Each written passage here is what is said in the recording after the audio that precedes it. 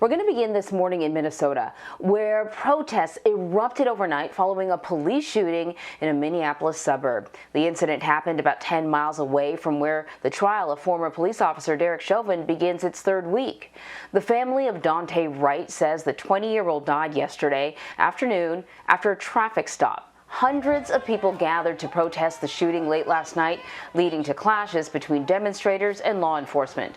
Laura Podesta is following this story from New York City. Laura, we are hearing that the National Guard may be deployed to the area?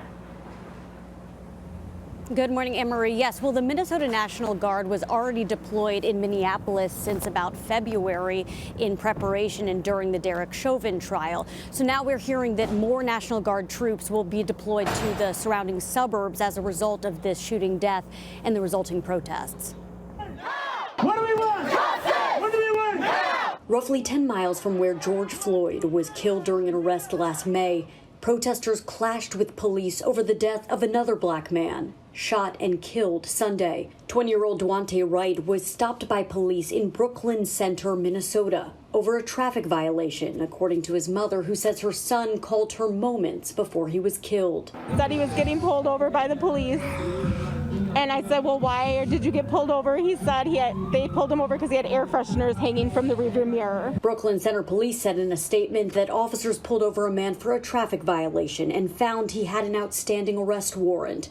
As police tried to arrest him, he got back in the car.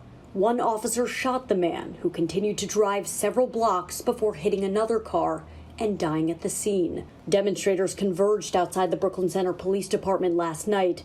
Officers in riot gear used flashbangs and chemical irritants to disperse the crowd. We saw rocks and other objects thrown at the police department. There were reports of shots fired in the area of the police department. There were also reports of looting throughout the area. The mayor of Brooklyn Center put a curfew in place overnight.